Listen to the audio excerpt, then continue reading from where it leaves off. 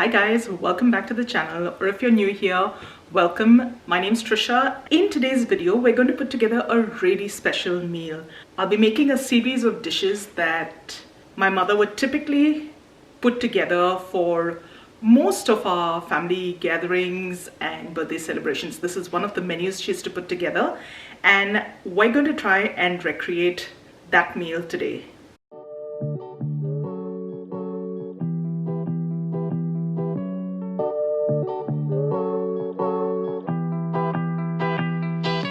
So what do we have? I'm going to make a pork curry. This one is really popular amongst all my family members, and we're also going to put together some fried chicken. Along with that, we're going to serve that up with some sort of rice. I haven't quite figured out what I'm going to do for the rice component yet, and we're also going to put together a salad. I'm going to start off with the chicken today because the chicken can use a little time marinating. The more time it spends in that marinade, the tastier it gets. We're going to start by prepping the chicken breast. I'm using 2 breast pieces or the breast of 1 whole chicken, and I'm going to cut that lengthwise in 2 pieces and then split that across the center, just like you can see me doing here, to thin those pieces out. This way the pieces don't dry out, they cook evenly and they cook quickly.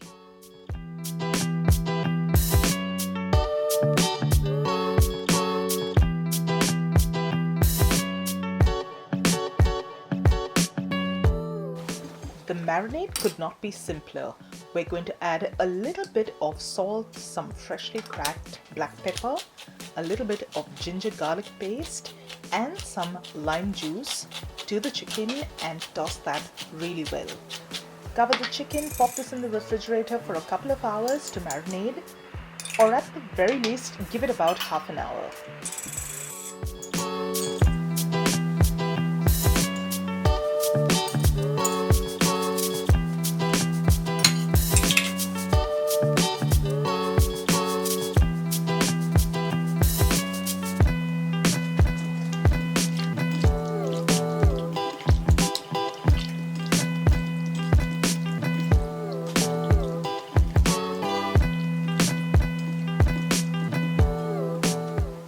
With the chicken set aside to marinate, we're going to focus on the pork.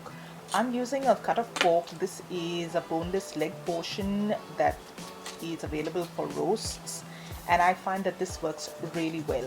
I'm only going to use about half this, which is 1 kilo for today's curry.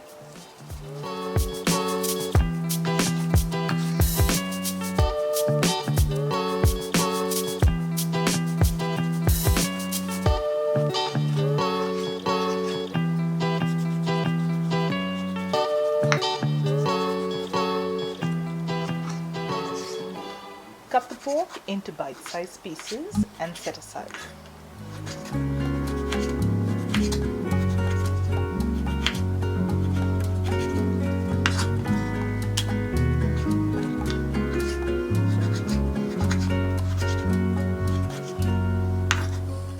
Next, we're going to gather the ingredients for our masala or spice paste. For our masala today, I'm going to use 12 Kashmiri chilies. Now typically I would de-seed these chilies, but it's been such a long time since I made this recipe, I just left the seeds in. There's no difference to the taste of the recipe, it's just that when you de-seed the chilies, you get a more vibrant red color to your curry. To this we're going to add about 2 inches of cinnamon, 5 cloves, 6 black peppercorns, and 3 green cardamom pods.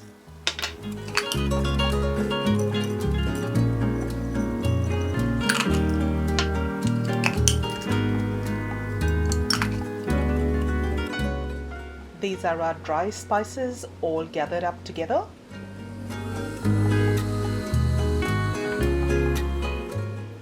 You're also going to need a few aromatics. I'm using about 6 to 8 large cloves of garlic and about 1.5 inches of ginger. I'm going to chop these down a little before adding them to the blender to help the blending process.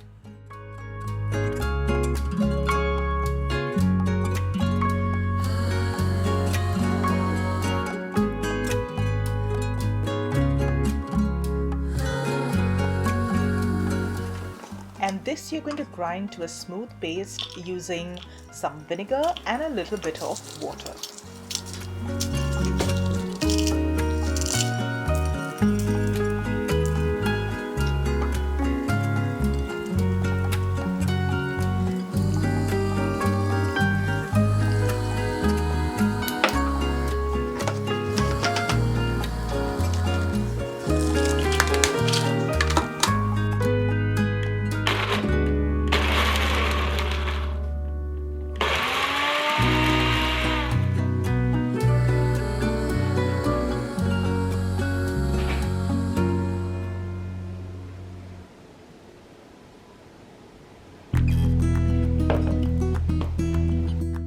Now with all of the prep done, we're going to start with our cooking. I'm going to start off with the pork because that typically takes the longest to cook.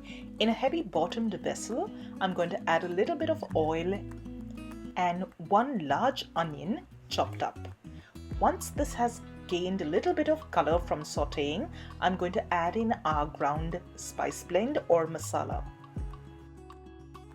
We're going to give this a good stir and fry this spice paste off for a few minutes or till that rawness has gone from the spices and everything gets nice and aromatic.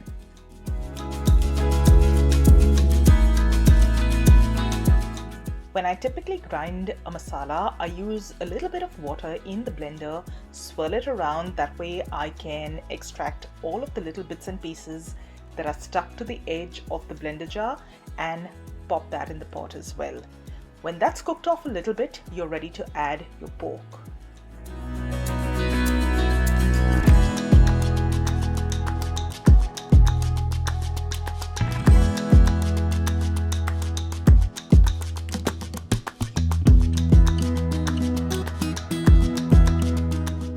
We're going to let the pork fry off for a few minutes and then season with a little bit of salt and some water. For me, it usually takes about 2 cups of water, but I would recommend starting off with a little and add more water as and when you need to during the cooking process. By doing this, you can ensure that you get your curry to the perfect consistency for you.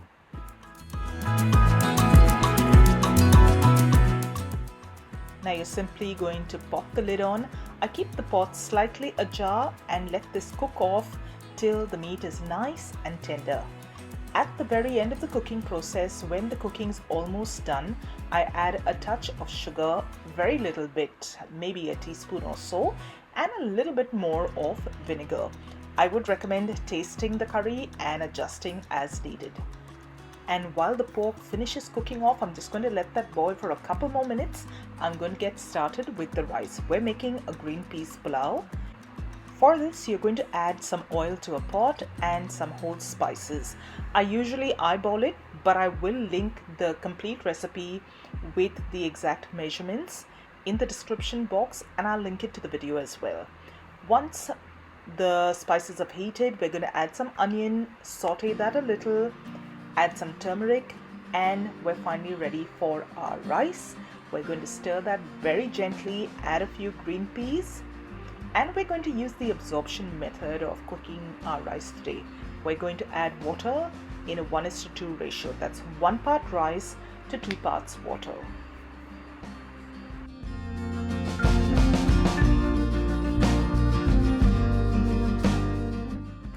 You bring it to a boil, cover the pot and let it simmer till all of that water has been absorbed. While the rice is cooking, I'm going to move on and make a very simple salad. This simple salad made an appearance very frequently in our house when we were growing up. We're simply going to chop up a few basic ingredients. Today I'm using a little bit of onion, some cherry tomatoes and some cucumber. To this, I'm going to add a very little bit of red chili. This is fresh red chili. You can leave it out if you don't want to add the heat. And I'm also going to use a little bit of fresh coriander chopped up. This adds so much of flavor.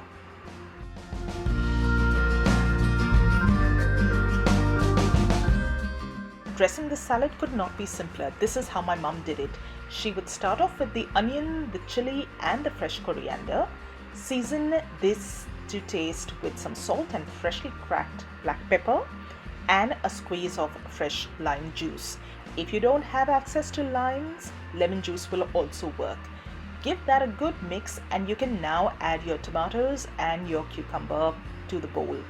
Give it a good toss, adjust the salt or the sourness as needed, and your simple salad is ready to go. With the salad done, we're going to focus on frying up our chicken pieces now. The rice is almost done, so the chicken will be ready just in time. We're now going to get ready to crumb coat our chicken. I've cracked an egg into a little bowl and whisked that, and to a plate I'm going to add some breadcrumbs. This is some multigrain breadcrumbs that I'm using. You can use whatever breadcrumbs you've got access to. The next step is to simply dip your chicken in the egg, coat it in that breadcrumb, and then fry it off in a hot pan on some medium heat. Cook this till both sides of the chicken pieces are beautifully golden brown and your chicken pieces have cooked through.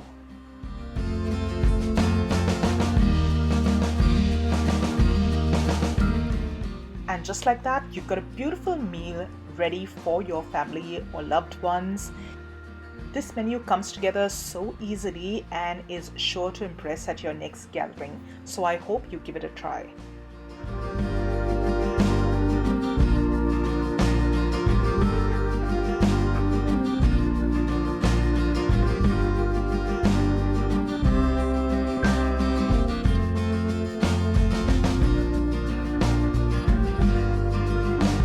So guys, that was a really special meal. That was an homage to my mum. Today we are commemorating her first anniversary. It's been a year since she's passed. And this was one way I thought we could commemorate the occasion. So I really hope you enjoyed the video. In the description box below, I've also left a link to all of the individual recipe videos.